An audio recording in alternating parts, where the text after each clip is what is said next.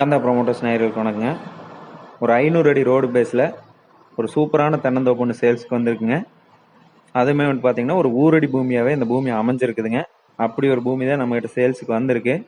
இந்த பூமியோட டீட்டெயில்ஸ் பார்க்குறதுக்கு முன்னாடி எங்களோட சேனலை இப்போ தான் நீங்கள் ஃபஸ்ட் டைம் பார்க்குறீங்க அப்படின்னா எங்களோட சேனலை சப்ஸ்கிரைப் பண்ணிவிட்டு பக்கத்துலேயே இருக்கிற பெல் ஐக்கானை கிளிக் பண்ணி ஆளுங்கிற ஆப்ஷனை வந்துட்டு செலெக்ஷன் பண்ணி வச்சுக்கோங்க. அப்போ தான் நாங்கள் அடுத்தடுத்து போடுற வீடியோ எல்லாமே உங்களுக்கு நோட்டிஃபிகேஷனாக வருங்க. சரி வாங்க இப்போ வீடியோக்குள்ளே போகலாம். இந்த பூமி எங்கே அமைஞ்சிருக்குன்னு பார்த்தீங்கன்னா பாப்பனூத்துங்கிற ஏரியாவில் ஒரு ஊரடி பூமியாகவே வந்துட்டு இந்த பூமி அமைஞ்சிருக்குங்க. அதுவுமே வந்துட்டு பார்த்தீங்கன்னா ஒரு 500 அடி தார் ரோடு பேஸில் ஒரு சூப்பரான அமைப்போட அமைஞ்சிருக்கிற 14 ஏக்கர் தென்னந்தோப்புங்க இது. ஒரு நல்ல வாட்டர் சோர்ஸ் இருக்கிற ஏரியாவில் அமைஞ்சிருக்கிற ஒரு சூப்பரான செம்மண் பூமிங்க இது. இந்த 14 ஏக்கர் தென்னந்தோப்புமே வந்துட்டு பார்த்தீங்கன்னா எல்லாமே நாட்டு மரம் தான் நடவு செஞ்சு வச்சுக்கிறாங்க. ஒரு சூப்பரான காப்போடவே இருக்குதுங்க. எல்லா மரமே ஒரு நல்ல வித்து நடவு செஞ்சு ஒரு சூப்பரான முறைக்கு மெயின்டைன் பண்ணி வச்சுக்கிறாங்க. தண்ணி தேவைக்காக இந்த பூமிக்குள்ள பார்த்தீங்கன்னா ஒரு கிணறு ஒன்று அமைச்சிருக்குதுங்க. அது கூடவே வந்துட்டு ஒரு போர் ஒன்று அமைச்சு வச்சுக்கிறாங்க.